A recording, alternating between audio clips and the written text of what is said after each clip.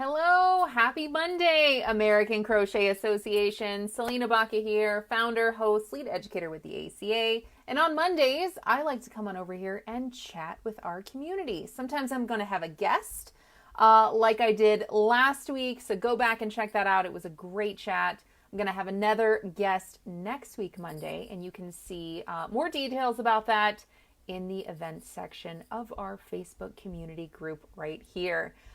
Today, I do have some tips to give you guys, but let's have a conversation about it, all right? Because while these are my favorite tips to help you crochet like an expert, really they're just my favorite things to do just to help better my own crochet life, my own crochet skills.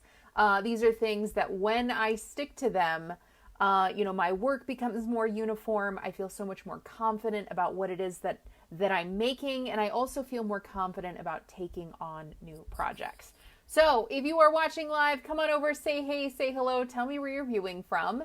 And if you guys have any tips, if you feel like, hey, I do something really well in the crochet world, or I do something really well that helps me to really better my crochet skills, my crochet art, please go ahead and share that in the comments, because again, I would love for this to be a fun conversation. All right. Now, before I tell you guys my five favorite things to do to really help elevate my crochet skills, let's see who's here. I see so many of you guys are over here saying hello, so I'm going to give everybody a shout out. Hello to Lori Younger. So good to see you. Happy Monday, Lori. It's always so good to see you. Linda Woodthorpe is here. Hello, Linda Woodthorpe. I hope you had an excellent birthday week last week. We should just, kind of shut down the crochet communities and just celebrate you the week of your birthday every year. We should just do that. It should be a new thing. Hello, Natisha. So good to see you. Thank you for joining us. And of course, Lori, she's not shy. She says she's checking in from New Mexico. That's right. Crystal Ice is here today too. Hello, Crystal. So good to see you. Haven't seen you in a little while, so it's good to see your name here. All right, guys, keep on trucking in the comments. All right, if you're here, come on over, say hey, say hello, tell me where you're viewing from. I'm going to pause periodically throughout this chat so we can make it more of a fun conversation. But let's get down to business. All right, it's Mingle Monday. I always have a new topic here. And the topic today, I did put together a few tips that help me really elevate my crochet skills. Now, I did put it there. I was pretty bold. I said, here are 5 tips to help you crochet like an expert, because I feel like there are some things that will help you reach that expert status, right? And when I say expert status, not only do I mean what your work looks like, right? It's also what you attempt.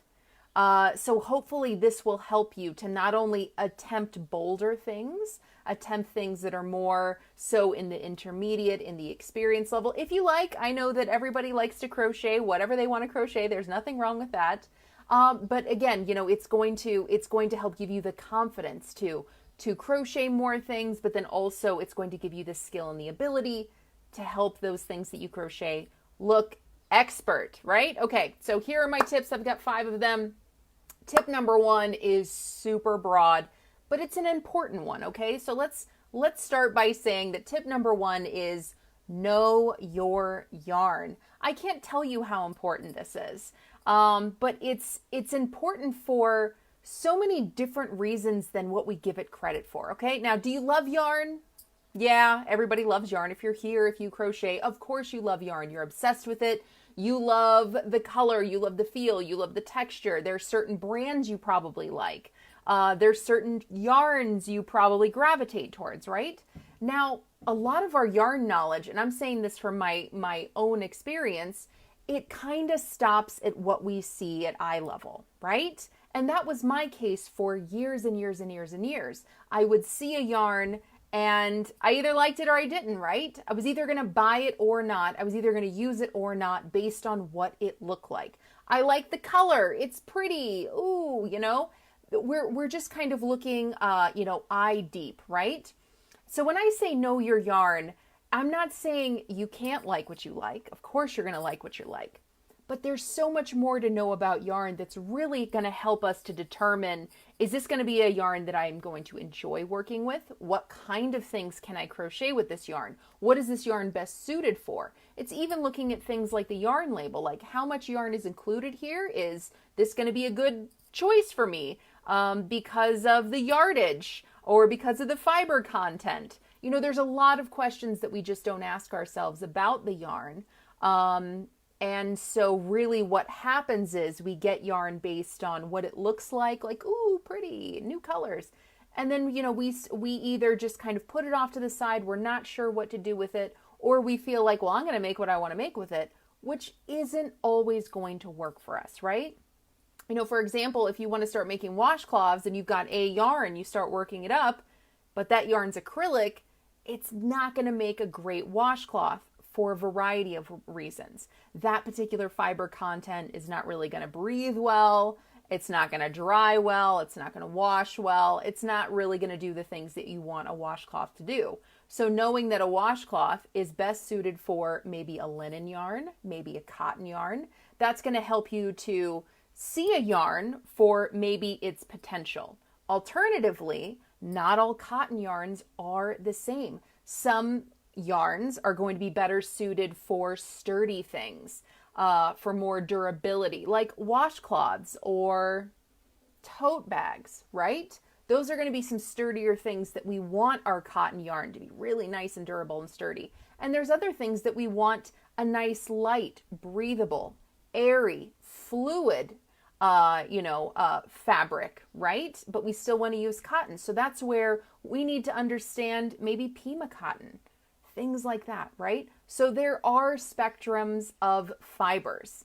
There are fiber characteristics. There are so many different things about yarn, right? Am I right? Okay, so that is tip number 1, know your yarn. If you're part of the American Crochet Association, especially if you're on the learning path, you already have our yarn course. And hopefully that just fills in some gaps. It helps you to ask better questions, not only about the yarn that you have, but the yarn that you want to use for potential projects. And if you guys want to learn more about yarn, definitely check out our learning path because it does start with the Yarn Mastery course. All right, Chris Lopez is here. Hello, Chris Lopez. Always so good to see you. Connie Brooks is here from Tennessee. Lori Younger, she's got some tips she wants to share. Let's see what she says. Oh my gosh, this tip is not even on my list, but it is such a good one, and I shout it from the rooftops all the time.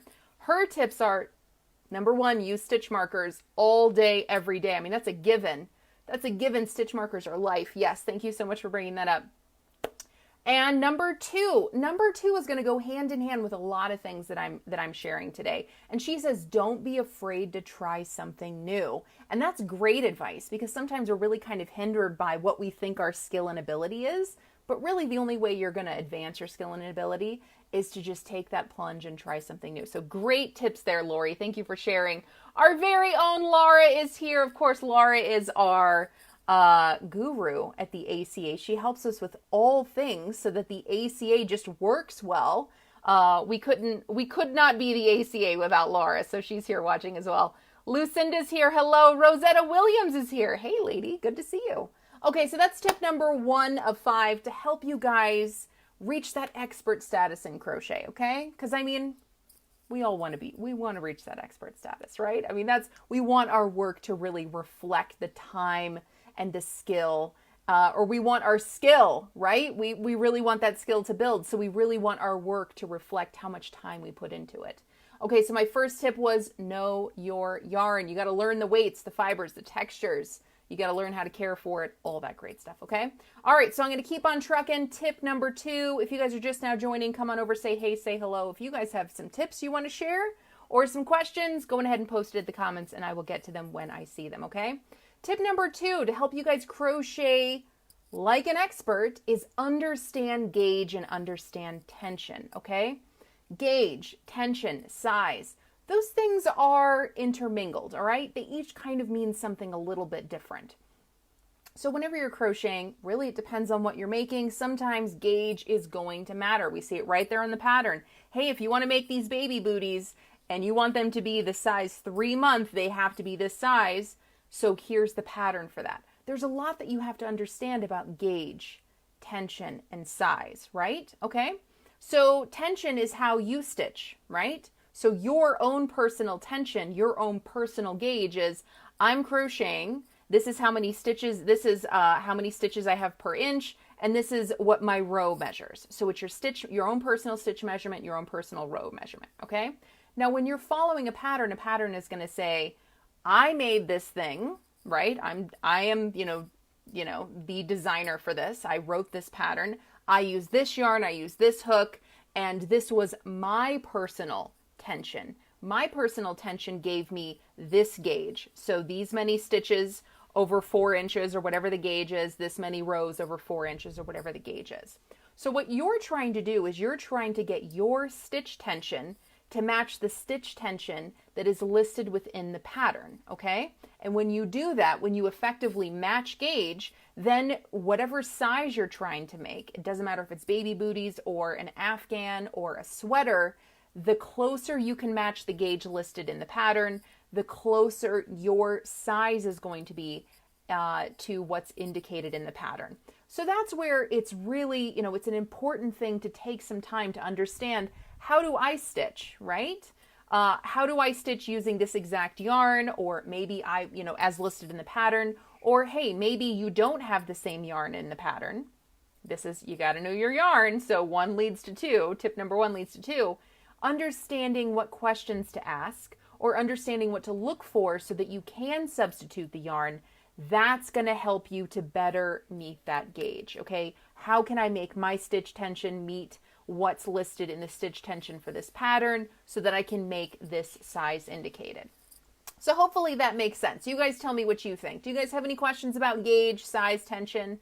I know a lot of you guys are like, I just don't want to do it. It's going to be what it's going to be. But whenever we do that, myself included, I'm speaking from experience, guys, whenever we do that, there are some projects we may be afraid to do, or we may be afraid to finish, or we feel like I'm just not at that level. I can't ever make a sweater because it says gauge, it says tension, there's sizes, I want to change the yarn. That's too many variables. Those are too many hurdles to just get to making the sweater. But if we understand a little bit more about yarn, when we understand a little bit more about gauge, tension, size, or how your gauge and your tension is going to relate to size, things you can do to change your own personal gauge and size so that you can meet the gauge as listed in the pattern, that's really going to help elevate your skill. All right, so those are my 2 tips so far. Let's see who's here. I'm going to give more shout outs and see if you guys have any questions. Terry B is here. Hello, Terry. So good to see you. Connie Brooks is here as well. Janie Janes, hello. I have not seen you in a very long time. It is so good to see you. She says, yes, I have to change hooks all the time, either bigger or smaller. Of course, because everyone's stitch tension is probably going to be a little bit different. Janie may crochet much tighter than I do on average. Maybe she has a tighter grip. Maybe I have a looser grip. So my point to that is because everyone has a different tension, right, how their stitches work up, that's why it really matters whenever you need to make something that's sized. It absolutely has to be this size. That's why it's important to understand what questions to ask yourself and also what things you can do to help meet that size as best as possible. Terry says, anyone got any tips for keeping tension consistent when you have pain in your hands? When my hands hurt, my stitches can be looser. Yeah, absolutely. We're going to actually, I'm going to leave that conversation for next week because next week I'm going to have on Michelle Ferguson of Two Brothers Blankets, and we're going to talk a little bit more about pain in crochet, specifically how to eliminate or alleviate pain in crochet. So I'm going to save that conversation for next week because that's a great one and I think it deserves its own chat. Janie says, my first sweater years ago, one arm was longer than the other. Things like that happen. Yeah, things like that absolutely happen. All right, guys, so I've got I've already shared 2 tips with you. I have 3 more tips because I've got 5 total. If you guys are just now joining, come on over, say hey, say hello, tell me where you're viewing from. And if you have any questions about the tips that I'm sharing to help you guys crochet like an expert, let me know. And I'll pause after each tip and we can have a conversation. Okay, so one tip leads to the other, right? So at first we talked about yarn. My second tip, we talked about gauge and tension, and I kind of talked a little bit about swatching, but really swatching deserves its own lane. Okay, so my tip number 3 is really take time to swatch. Okay, so don't be afraid of, and this goes back to Lori. Lori was saying, hey, don't be afraid, right? Don't be afraid to jump into something or to try something. Swatching is trying. Swatching is an attempt. Swatching is an attempt to not only kind of practice to see what is it that I need to do. What, maybe I do want to swatch to practice, right? To see if my stitch tension matches the stitch tension in the pattern. So maybe my swatch is just for size. But there's so many other reasons to swatch, and that's another reason this tip it deserves its own lane. So yes, we definitely see swatch, hey, you need to make a swatch because if you're making a sweater or baby booties or whatever it is that you're making that's sized, that swatch is going to help you get to the correct tension, right? Or learn what adjustments to make so that you can meet tension as best as possible. But whenever we create swatches, there's so many other things that we're learning, that we're practicing, that we're trying out before we ever start picking up our hook to make the finished thing, okay? Now, some of my favorite reasons to swatch are, of course, for size, that's number 1. But other reasons I like to swatch are sometimes there's a complicated stitch repeat or a complicated pattern, particularly if it's, maybe a really textured design, there's a lot of texture involved, or maybe it's really open work lace. So sometimes I like to swatch just so I can get the hang of that stitch. Do I enjoy making this stitch? Do I want to make an entire sweater with basket weave? Hey, it looks super cool, but then I start working it up and I'm like, I just don't enjoy this. So now instead of starting that sweater, I've made a little swatch, and that's determining, do I even want to crochet this stitch? Do I like this stitch? Am I going to enjoy working this stitch to make this thing?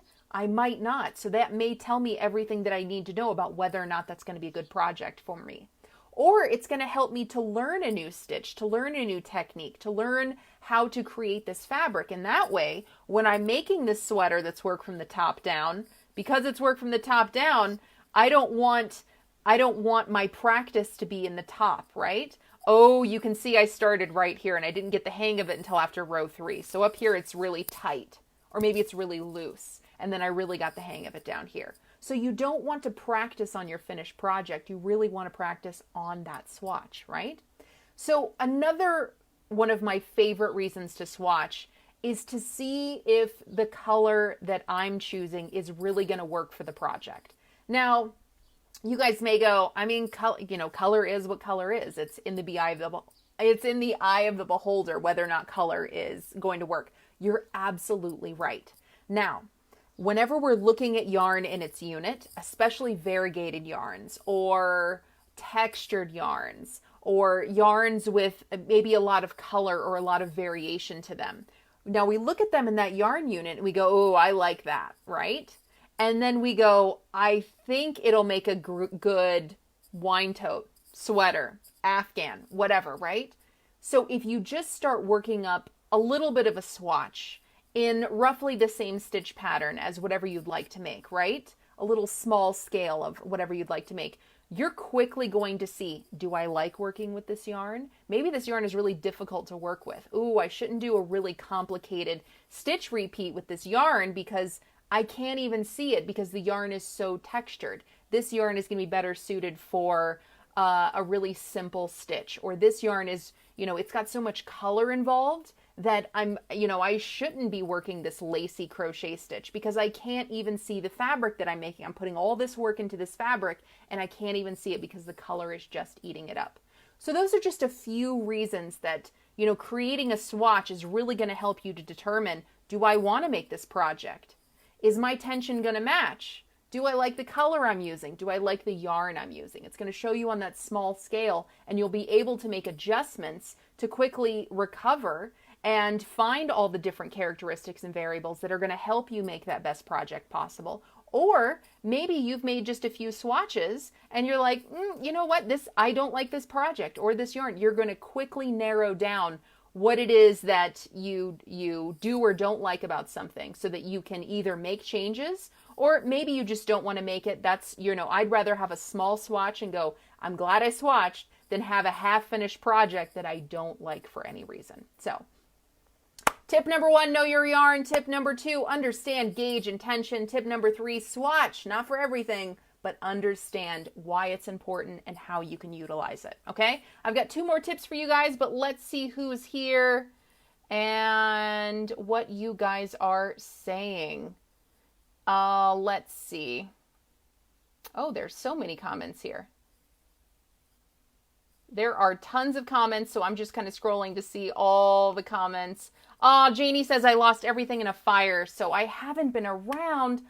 Janie, I am so sorry to hear that. I hope that you and all your loved ones are okay, and I hope that, everything that you lost can be replaced. And I'm really sorry to hear that. Janie also says, I double wrap to help sometimes around my pinky. Oh, she double wraps around to hold your tension.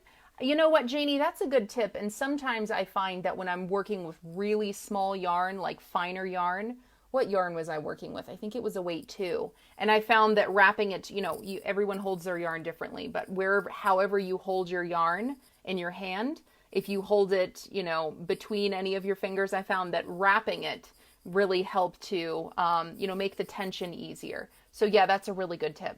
Good tip, Janie. Chris Lopez, she says, oh, that will be a great conversation. You're talking about my conversation next week. I think so too. She says, I knit and crochet in pain quite often. Oh, I'm so sorry to hear that. She says, it's the nature of arthritis and carpal tunnel, but I have tricks that help. Chris Lopez, I would love it if you would share some of those tips in our conversation next week, because I feel like it's a conversation that I've never had in public. So I'm really excited to share some things that work for me. I can't wait to hear from Michelle and anyone from the audience who has anything to share. I can't wait. Janie says, do you wear gloves that help with the pain? That's a good question for next week. I would love to hear what you guys have to say. Terry B says, I find swatching helps me choose the right yarn for a project. Yes, I can't tell you how many times, I do write patterns, and I can't tell you how many times I go to write a pattern and I think I've got all my variables worked out, and I start working with the yarn. I'm like, nope, got to frog it. And then I go to get another yarn. Nope. And, really it is kind of trial and error to make sure that whatever yarn you're choosing is really going to fit your project. Terry B says, not every yarn works for every project. Yes. And it's not your fault as a crocheter. Sometimes we don't really know that. Again, we choose yarn that we think is beautiful.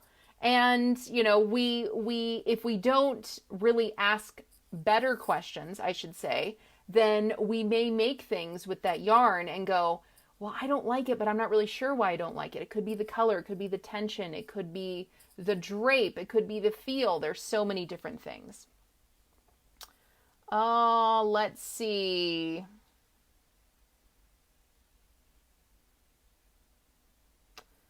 Oh, so much just love and support for Janie. So much love and support for Janie. So I'm really glad to see that there.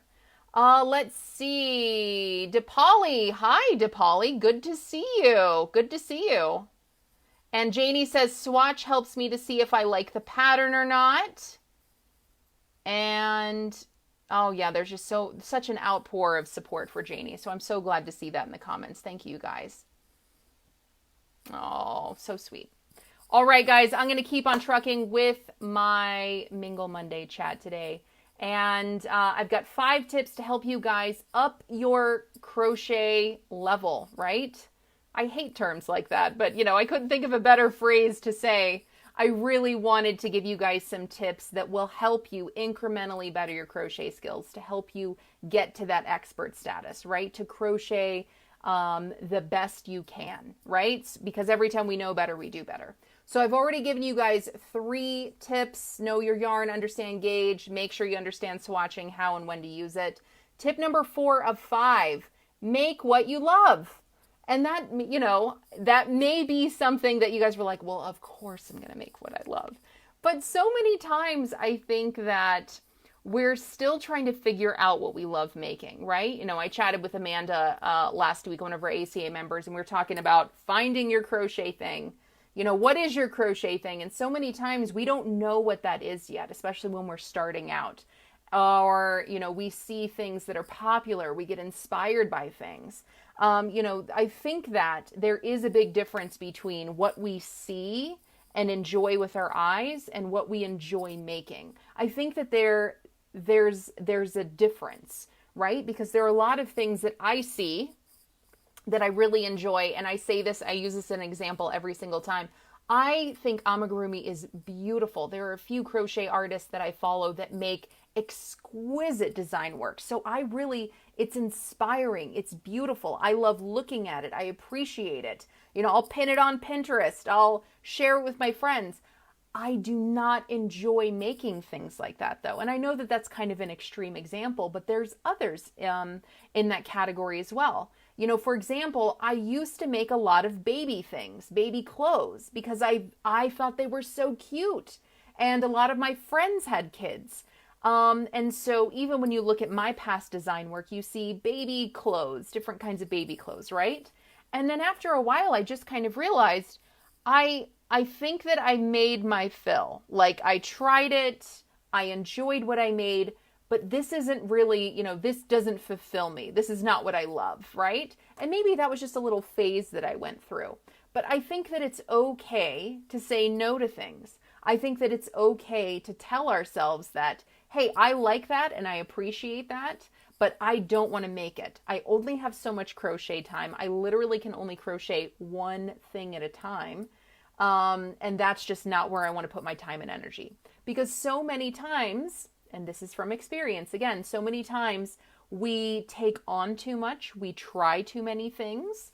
Not that that's a bad thing, but if we're not being honest with ourselves about the projects that we're abandoning, we may have projects that we're abandoning and then we feel inadequate. We feel, oh man, I can't start something else until I finish this. But maybe a swatch would have told you that you didn't want to start that to begin with. Or maybe your heart's not in it, or you're not inspired, or you're not excited because ultimately it's not really something that you love. So maybe it's something that you're just wanting to make just to make. Maybe you're making something for a friend. Whatever the reason may be that inspired you to pick up your hook and start making that thing, you know, if you're abandoning it, or if you're kind of like trudging along, or there's something about it that you're not enjoying, really be honest with yourself, because crochet is supposed to be a beloved pastime. We're supposed to enjoy it. It's supposed to enrich our lives. So if it's not doing that, and you're crocheting, you know, kind of, I can't, you know, one more row, you know, you're not super jazzed about it, that's not really enhancing your crochet skill and ability, right? You're just kind of trudging through something. So I think that that's a really important thing to note here, is that it's really important that whatever you crochet, know that it should bring you joy. It should bring you fulfillment. You should really appreciate the process of whatever it is that you're making. And if you're not, really pause and figure out why. All right? Okay, let's see. Oh, DePauli really liked the chat with Amanda last week. That was a really fun one. I enjoyed it too. Janie, she said, I started making a hat I never thought I could do. Now I have done several and I love them. Yes, it's all about breaking down the process. So you may see something and go, man, one day I'll make that, or I don't know if I can make that. It may take a little bit more time and effort and energy, but if you feel like it's something that you want to do, don't feel like you're incapable of doing it. Just take that plunge. Take take Lori's advice she gave us in the beginning. She says, don't be afraid to try new things. Janie says, LOL, I had to change my daughter-in-law. Said, I have way too many pot holders. LOL, I was like, okay, switch it up. Oh, I see. So your daughter-in-law said you had way too many pot holders, so you switched it up and made the hat? Okay, good. I'm glad you did that. And sometimes, you know, again, if you just want to make pot holders, that's totally fine. But if you were like, I want to make something different. What else can I get? Or what else can I do? Then yeah. Chris Lopez, I totally get that. My friend wanted me to make her two, dachshunds. I can't read. Like the dog. I'm sorry. I can't read. She says, I dreaded it and put it off for months when in reality I should have told her it wasn't my thing. Yeah, again, and I'm so glad that you said that because so many of us are capable, right? So many of us can make things. So it's not that we're incapable of making things, but again, like your friends make, or maybe your kids asking you to make something, or your husband, your significant other, or, maybe you just feel pressured. Maybe you sell things. So sometimes you can feel pressured to make things. And if there's a hesitation, ask yourself why, right? Are you hesitating because you feel like, oh, it's just above my skill. I want to be there, but I'm not there yet. Maybe just try it incrementally, right? Give it, just kind of take little steps down that path.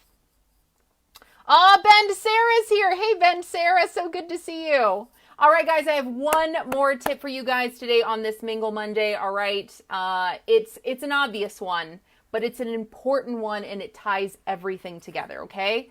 My fifth tip to help you crochet like an expert: practice makes perfect, okay? So the more you practice, the more you just practice the art of crochet, the more you do things, the better you're going to get. I teach crochet for a living, and I get questions all the time like, my stitches are either way too big or too small, or, every time I try to do that color change, it doesn't look right, or whenever I work in rows, it looks like this, or whenever I work in the round. There's so many questions that can absolutely be eliminated by just practicing. By just practicing little things, like for example, and all these go in hand, by just practicing little things like working double crochets in rows, right? And using a stitch marker, like Lori reminded us we needed to do. That's going to help you get straight edges every time, because then you're forced to count your stitches. You're forced to use that stitch marker. Maybe you're really not comfortable like changing colors, right? So if you make a little swatch and you're practicing how you're going to change colors. Am I going to weave in my ends? Am I going to sew in my ends? Should I tie them down? What kind of knot should I use? That's going to help you to feel more confident about changing colors in a project because you've already swatched it. So again, there's so many things you can do to practice. And really, I think swatches kind of, they help you to practice, right? Okay. All right, guys, so those are my 5 tips today. Let me go through them one more time. Know your yarn, understand gauge and tension, swatch, not for everything, but you absolutely have to understand it. Make what you love and make sure that you're enjoying what you crochet. And then again, practice makes perfect, okay? So those are my 5 tips that help me to better my crochet skills, better my crochet life. Help me to ask better questions. Help me to make things that I really, really love and I'm really, really proud of. And when I actually do all these things and I stick to them, I have far less whips. I have far less things that I don't want to make. And I'm getting yarn. Whenever I get yarn, I have a better understanding for what I'm going to do with it. And whenever I want to make something, I have a better understanding for how I can pair the best yarn for that project. Okay?